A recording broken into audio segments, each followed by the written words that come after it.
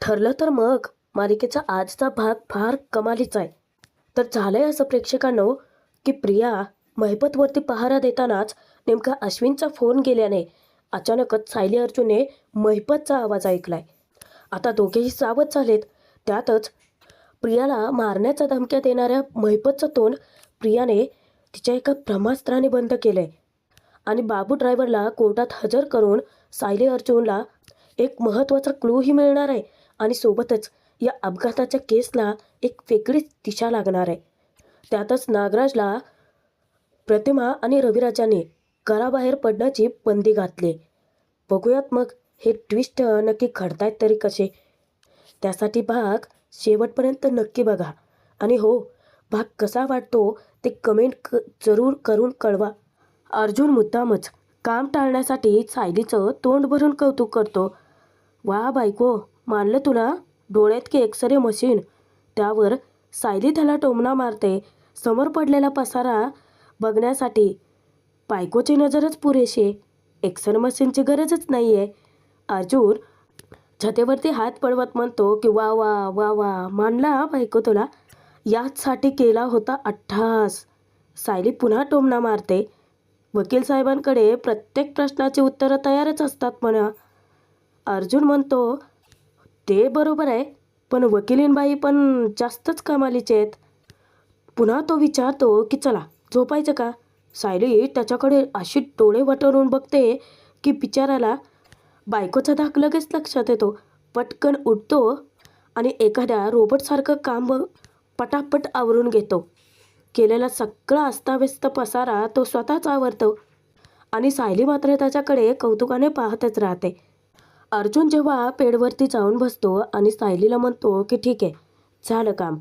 सायली आता नाराजी व्यक्त करते. मला सुमन काकूंशी बोलायचं होतं, पण आता खूप उशीर झालाय ना, फोन नाही करू शकत. अर्जुन विचारतो की तुला आत्ता का कॉल करायचा आहे त्यांना. तेव्हा सायली सांगते आपण गेलो होतो खरं, पण त्या खूपच गप्प गप्प होत्या. तेव्हा अर्जुन सायलीला समजावतो की कदाचित आपण ॲक्सिडेंटबद्दल बोलत होतो, त्यामुळे ती अपसेट असावी. म्हणजे 25 वर्षापूर्वी जो ॲक्सिडेंट घडला होता, भलेही ती गाडीमध्ये नसेल, पण ते सगळं ऐकूनच ती खूप हर्ट झाली असेल. आणि त्यातच आपण सिनियरचा कोणी शत्रू होता का ते सगळं शोधत होतो ना आज. इकडे महिपतने नागराजचा गळा आवळल्यामुळे त्याची अवस्था अशी बिकट झालेली असते की साधं त्याच्या तोंडून शब्दसुद्धा फुटत नसतात. आणि त्याच अवस्थेत तो प्रियाला कॉन्टॅक्ट करतो. त्यात आता ह्या प्रियाने नागराजचं नाव नागोबा सेव्ह केले. चुकून जर कोणी पाहिलं ना, प्रियाचे काही खैर नाही या. नागराज प्रियाला सांगत असतो की महिपतने त्याच्यावरती हल्ला केला, पण प्रियाला त्याचं बोलणंच उमगत नसतं. प्रिया आता त्यालाच उलटा सवाल करते, तुम्ही काय त्या महिपतसोबत आईस्क्रीम पार्टी वगैरे केली आहे काय, कसा खराब व्हायला. तेव्हा नागराज पुन्हा पुन्हा समजावतो, पण आता प्रियाच्या डोक्यात शिरत नाही म्हटल्यानंतर तोच माघार घेतो. आता प्रियाला तो जेव्हा विचारतो की महिपतचा फोन कुठे, तेव्हा प्रिया त्याला सांगते की महिपतचा फोन, पण तो कशाला हवाय तुम्हाला आता. अहो पडला असेल कुठेतरी झटापटीत. नागराज स्वतःच्या घशावरती ताण देऊन प्रियाला समजावण्याचा प्रयत्न करतो की महिपतचा फोन आपल्यासाठी खूप महत्त्वाचा आहे. तेव्हा प्रिया आता त्या सगळ्या गोष्टी झटकून टाकते. नागराजला ती गोडी गुलाबीनंच बोलून कुंडाळते.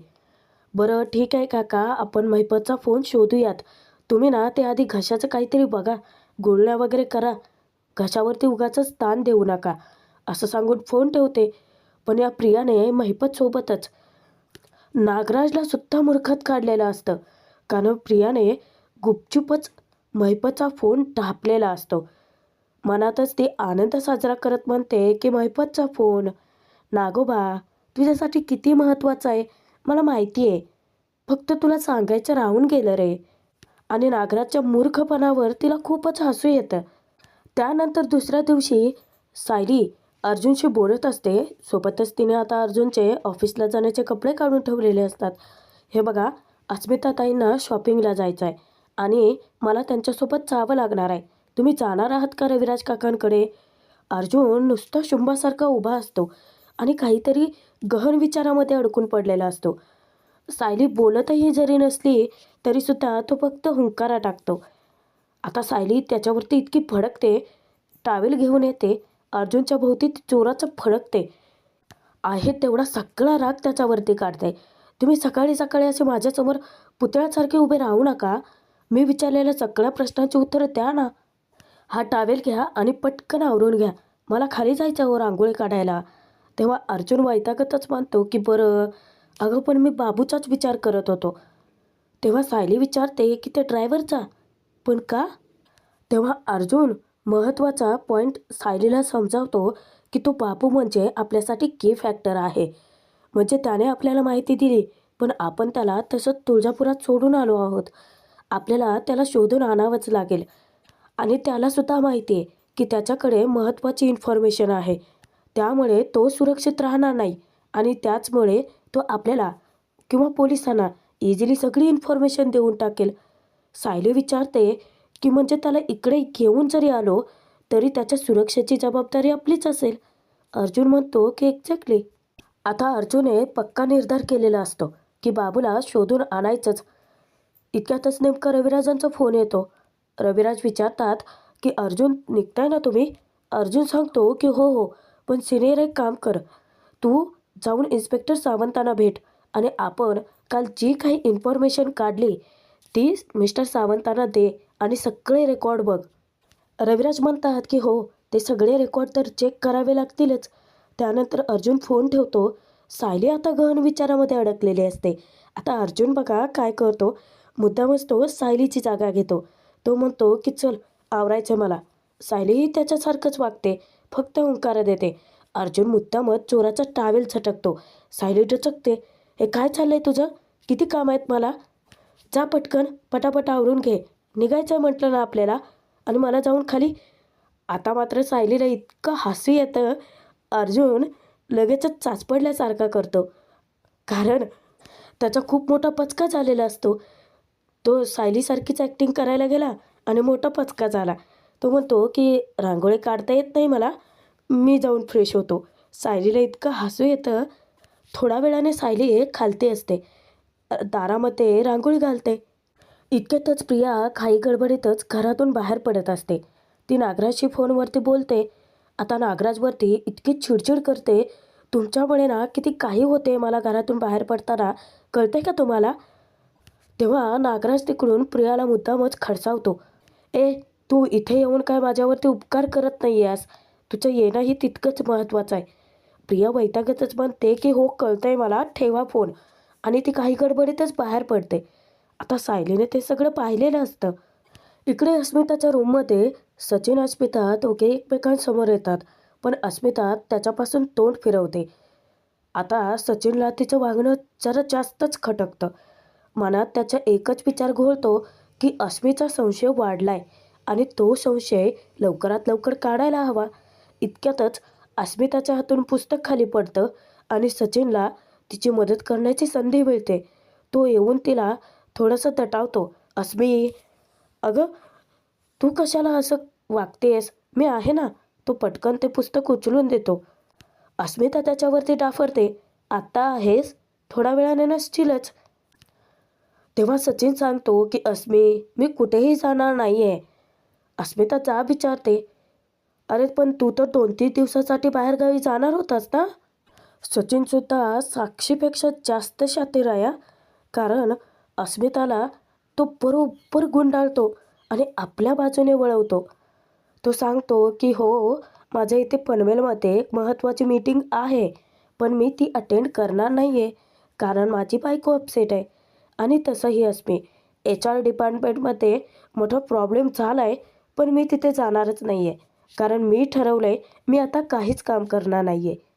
कारण मी आता तुझ्याजवळ थांबणार आहे. तेव्हा अस्मिता बरोबर त्याच्या जाळ्यात अडकते आणि पुन्हा एकदा त्याच्यावरती आंधळा विश्वास टाकते. म्हणजे खरंच तू माझ्यासाठी थांबतोयस? सचिन बरोबर तिला बाटलीत उतरवतो. तो म्हणतो की अस्मी, तुझ्यासाठी आणि आपल्या बाळासाठी. आता अस्मिताला इतका आनंद होतो की सचिन तिच्यासाठी इतका विचार करतोय हे पाहून. सचिन तिला एक गोष्टीची ताकीद देतो की अस्मी प्लीज यार, माझ्यावरती भलते सलते संशय घेऊ नकोस. हे बघ, तुला जर असं वाटत असेल तर मी कायमचा इंडियातच थांबतो. हां, पॅकेज आणि सॅलरी थोडं कमी मिळेल, पण चालेल मला. तेव्हा अस्मिता विचारते की काय, तू इतका मोठा जॉब सोडतोयस? तेव्हा तो मुद्दामच म्हणतो की हो, तुझ्यासाठी इतकं तर करूच शकतो ना. आता अस्मिता बरोबर अडकते आणि ती उलट डोळे झाकून त्याला सांगते की नाही नाही, उगाचच तू माझ्यासाठी इतका मोठा जॉब सोडू नकोस हा. तू ना हवं तर मीटिंगला जा. तो विचारतो की बघ हा अस्मी, आर यू शुअर? तेव्हा अस्मिता सांगते की हो, तू उगाचच माझ्यासाठी स्वतःची कामं थांबवू नकोस. पुन्हा सचिनने गोड बोलून अस्मिताला उल्लू बनवलेलं असतं. अस्मिताला तो सांगतो की मी हा गेलो आणि असा आलो. अस्मिता खुश होऊन त्याला घट्ट मिठी मारते. पण सचिन ना, त्याचे खायचे दात वेगळे आणि दाखवायचे वेगळे आहेत. आता सर्वांच्या नाश्त्याची वेळ झालेली असते. सायली किचनकडे जात असताना विमलताई तिला विचारते की आज स्वयंपाकामध्ये काय बनवायचं आहे. सायली सांगते की तुम्ही तोंडलीची भाजी करून ठेवा, तोपर्यंत मी कोशिंबीर बनवते. आता सायली एवढी काही गडबडीत आहे म्हटल्यानंतर विमल विचारते, तुम्ही बाहेर जाणार आहात का? इतक्यातच घरातले सर्वच जण येतात. ते सर्वजण एकमेकांना गुड मॉर्निंग बोलतात. इतक्यातच अस्मिता आणि सचिनसुद्धा येतो. सचिन लगेचच सांगतो की चला मी येतो. सचिन इतक्या लवकर अचानकच घराबाहेर पडतोय म्हणूनच सर्वजण आश्चर्यचकित होतातच. सचिनला कल्पना सांगते की अरे पण नाश्ता तरी करून जा. सचिन सांगतो की नाही, मीटिंगच्या इथे खाणं होईलच. आता अस्मिता लहान मुलांसारखे वागते. ती हट्ट धरून बसते. सचिन, तू उपाशीपोटी घराबाहेर पडणार आहेस? मला नाही आज चालणार. आता ती तोंड फुगवून बसले म्हटल्यानंतर सचिन म्हणतो की बापरे, तुला न चालणाऱ्या गोष्टी मी करूच शकत नाही. ठीक आहे, मी नाश्ता करतो. आणि सर्वांसोबतच तो नाश्त्यासाठीही बसतो. सायली अर्जुनसोबत घराबाहेर पडणार म्हणून कल्पना स्वतः सायलीला नाश्त्याला बसवते आणि सर्वांना नाश्ता वाढते. सर्वजण आनंदाने मस्त गप्पा मारत नाश्ता करतात. इकडे महिपतने गळा आवळल्यामुळे नागराजची हालत इतकी खराब आहे. तो आता विचार करतो प्रियाला फोन नको करायला. तो मेसेज करतो. प्रियाला सांगतो की महिपतवरती नीट बारीक नजर ठेव आणि थोडा थोडा वेळाने त्याच्या हाताच्या दोऱ्या घट्ट आहेत ना, ते चेक करत राहा. नागराजचा घसा खराब असतो. तो सुमनला हाकाच मारू शकत नाही. थोड्या वेळाने सुमन स्वतःच रूममध्ये येते आणि येता क्षणी नागराजला ती आश्चर्याने विचारते की हे काय, तुम्ही कधी आलात? कळलंच नाही मला. नागराज तिला टोमणा मारतो. त्यासाठी लक्ष असावं लागतं ना घरात. सुमन विचारते की हे काय, तुमच्या घशाला काय झालं? नागराज तिला दटावतो. फालतू चौकशा नको आहेत मला. चहा आण माझ्यासाठी. तो खुणावतो तसं. तेव्हा सुमन काकू म्हणते की ठीक आहे, तुमचा घसा खराब झालाय, जास्त आलं घालून गवती चहा करते आणि गुळण्या करण्यासाठी गरम पाणीही घेऊन येते. नागराज तिला सांगतो की जा आता बाई. सुमन काकू बेधडकपणे नागराजला जा विचारते की काय हो, दादा तुम्हाला इतके ओरडले तरीसुद्धा तुम्ही रात्रभर घराबाहेर होतात. महिपतला भेटायला गेला होतात का? कारण सुमनची शंका नाही तर खात्रीच आहे. म्हणजे तुमची आणि महिपतची मैत्री खूप जुनी आहे का हो? 20-22 वर्षापूर्वीची. आता नागराज मनातच घाबरतो. सगळेच माझ्या डोक्यावर नाचायला लागलेत. सर्वजण मला प्रश्न विचारतायत. आधी त्या महिपतने गळा धरला आणि आता नागराजचा इगो हर्ट होतो. सुमनला तो डायरेक्ट धमकावतो की तोंड बंद ठेवायचं. मी कुठे जातो, काय करतो, कुणाशी मैत्री करतो, कुणासोबत फिरतो, हे सगळं मला विचारायचं नाही. आणि तरीसुद्धा सुमन काकू तोंड उघडण्यापूर्वीच हा नागराज डायरेक्ट तिच्यावरती हात उचलतो. सुमनला तो मारहाण करतो. इतका विकृत वागतो ना तिच्याशी. हा नागराजला खरंच पुरुष मर्द म्हणण्याच्या लायकीचा नाहीच आहे. कारण तिथे त्या महिपतसमोर तर या चिंतात खिळी बसते आणि इथे सुमन काकूसमोर आवाज जास्त चढतो. सुभेदारांच्या घरात मात्र आनंदाचं, चैतन्याचं वातावरण असतं. सर्वजण खुश असतात कारण अस्मिता खुश आहे ना. सायली मुद्दामच चिडवते की बघा, सचिन भाऊजींसोबतचा वाद मिटलाय म्हटल्यानंतर अस्मिताताई किती खुश आहेत ना. सर्वजण मिळून तिला चिडवतात. कल्पना म्हणते की हो ना अस्मिता, मी तुझ्यासाठी ना बेसनाचे लाडू बनवते. असं म्हणता क्षणी अस्मिता कल्पना इतर सगळ्यांना सांगते की मम्मा, अगं तो बेसनाच्या लाडवांचं नाव घेतलं आणि बाळाने लाथ मारली. सायली इतकी एक्सायटेड होते, धावत जाऊन अस्मिताच्या पोटावर हात ठेवते आणि ती विचारते, बाळा तुला बेसनाचे लाडू हवेत? आणि ती इतकी खळखळून असते, अय्या आई खरंच बाळाने लाथ मारली. आता त्यावर सर्वजण इतके हसतात, मस्त आनंदात असतात सर्वजण. त्यात प्रताप विनोद करतो की कल्पना, आपलं हे नातवंड आहे ना, एक नंबरचं वात्रट होणार आहे. त्यावर तर आणखीन सर्वांना हसू येतं. अर्जुन अस्मिताला टोमणा मारतो की एक नंबर आईवरच जाणार आहे हा. तेव्हा अस्मिता म्हणते की बाळाचं कौतुक पुरे, सर्वजण आपापली कामं करा. तेव्हा सायली अर्जुनला सांगते की मला तुम्ही मार्केटमध्ये सोडाल का? अर्जुन होकारच देतो. इकडे नागराज घराबाहेर पडण्यापूर्वीच नेमकी प्रतिमा त्याच्याजवळ जाऊन थांबते. ती त्याला जेव्हा विचारते की भाऊजी तुम्ही बाहेर चाललात का कुठे? नागराज बोलतो. आता प्रतिमा विचारते की अचानक तुमच्या आवाजाला काय झालं? महिपतने गळा आवळलाय हे तर बिचारा सांगू शकत नाही. तो तर आता थापाच मारतो, काही नाही ते थोडं इन्फेक्शन झालंय. त्यावर प्रतिमा समजावते की मग भाऊजी, अशा अवस्थेत घरी आराम करायचा सोडून तुम्ही पुन्हा बाहेर निघालात? भाऊजी अहो, तुम्हाला यांनी सांगितलं होतं ना की रात्रीच्या वेळी घराबाहेर जायचंच नाही. तुमच्या दोघांच्या मध्ये मधल्यामध्ये माझी कोंडी होते. यांनी मला तुमच्यासाठी निरोप दिलाय आणि तो मला सांगावा तर लागेलच. प्रतिमा धीर करून सांगते की हे बघा भाऊजी, यांनी सांगितलंय तुम्ही रात्रीच्या वेळी घराबाहेर जायचं नाही आणि जर जाणार असाल तर हे तुमच्यासोबत येतील. आता नागराजला धक्काच बसतो. नागराज चिडूनच जाब विचारतो की मी काय लहान मुलगा आहे का? काय आहे हे सगळं? तेव्हा प्रतिमा सांगते की सॉरी भाऊजी, यांनी दुसरा निरोपही असा दिलाय, तुम्ही आम्हाला कोणाला काहीच न सांगता जर घराबाहेर पडलातच तर परत घरात येऊच नका.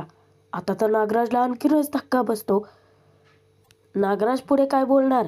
प्रतिमा हे सांगून मोकळं होते की सॉरी, मी फक्त यांचा निरोप तुमच्यापर्यंत पोहोचवायला आले होते आणि ती तेथून निघून जाते. इकडे अर्जुन सायली घराबाहेर पडणारच असतात. कल्पना काही सामानाची यादीही सायलीजवळ देते. इतक्यात अश्विन प्रियाला हाका मारतच बाहेर आलेला असतो. तेव्हा सायली सांगते की अश्विन भाऊजी, मी जेव्हा रांगोळी घालत होते ना तेव्हाच प्रिया घराबाहेर पडली. आता अश्विन इतका चिडतो, तो लगेचच फोन करतो प्रियाला. प्रिया महिपतवरती बारीक नजर ठेवून असते. आता अश्विन रागातच विचारतो की तन्वी कुठे आहेस तू? अगं जाताना मला निदान सांगून तरी जायचं. प्रिया थापा मारते की मी एका मैत्रिणीकडे आले, मी नंतर बोलते ना तुझ्याशी. अश्विन तिला खडसावतो की तन्वी काय आहे? अगं जाताना मला निदान उठवून तरी जायचंच ना. मी उगाचच मूर्खासारखा इकडे तिकडे शोधत बसतो तुला. आता अचानकच महिपतचा आवाज येतो, कारण फोन अश्विनने स्पीकरवर टाकलेला असतो. तो पाठीमागून चिचुंद्रे अशी हाक मारतो आणि सर्वच जण थबकतात. आवाज महिपतचाच वाटतो. अश्विन जाब विचारतो की कोण आहे पाठीमागे? कोणाचा आवाज होता? प्रिया त्याच्याशी खोटंच बोलते, काही नाही मैत्रिणीचा आवाज आहे, मी बोलते तुझ्याशी, आणि ती पटकन फोन कट करून टाकते. अश्विन तेथून चिडून निघून जातो. बिचाराचा अपमान झाला. आता प्रताप अस्मिताला म्हणतो ही तन्वी आधी आपल्याला न सांगता घराबाहेर जातच होते, पण अश्विनलाही बहुतेक काहीच सांगत नाही वाटतं. कल्पना म्हणते की जाऊ दे, तो कशाला उगाचच लक्ष द्यायचं. अर्जुन सायली लिस्ट घेऊन घराबाहेर पडतात. महिपत प्रियावरती फिदे फिदे हसतो, तिला डिवचतो. महिपत शिखराची मैत्रीण कोण? तर बबली. बबली काय सांगते घरच्यांना की मैत्रिणीकडे आले. मैत्रीण कोण? महिपत शिखरे. आणि तो जोरजोराचा हसत असतो. इकडे सायली अर्जुन बाहेर येतात. सायली खुश होऊन विचारते की सचिन भाऊजी अस्मिताताईचं भांडण मिटलं. अस्मिताताई किती खुश होते ना. पण हल्ली अश्विन भाऊजी आणि प्रियामधलं वाद वाढतच चालले आहेत ना. अर्जुन म्हणतो की हो, अश्विन तिच्या खूप प्रेमात आहे, त्यामुळं तिचं वागणं कळायला त्याला खूप उशीर लागणार आहे. सायलीला एक गोष्ट खटकते, पण काय हो, मगाशी प्रियाच्या फोनवरून कोण बोललं? मला तर तो आवाज तिच्या मैत्रिणीसारखा नाही वाटला. कारण ती तर म्हणाली मैत्रिणीकडे. आता भाग संपतोय. पुढे मोठा ट्विस्ट आहे. कारण अर्जुन त्याच्याच एका महत्त्वाच्या माणसाला फोन करून तुळजापुरातून त्या बाबू ड्रायव्हरला इथे पनवेलमध्ये आणायची तयारी करतो. त्यातच महिपत तिकडे प्रियाला धमकावतो की बबली, झोपू नकोसा, अचानक तुझा डोळा लागला आणि मी खापकन तुझा गळा चिरला तर. आता महिपतचं तोंड बंद ठेवायला प्रिया ब्रह्मास्त्र बाहेर काढते. ती म्हणते की साक्षी जिवंत आहे, हो ना. ऐकूनच महिपत हादरतो. आता बाबू ड्रायव्हरला सायली अर्जुनने पनवेलमध्ये तर आणलंय आणि त्याने वचनही दिलंय की त्या अपघाताबद्दल जेवढं काही माहिती असेल त्याबद्दल तो कोर्टात साक्ष देईलच. पण आता बाबू तर साक्ष देणारच आहे, सत्य समोर येणारच आहे. पण मग सायली अर्जुन महिपतपर्यंत कसे पोहोचतील पाहणं मनोरंजकच ठरणार आहे.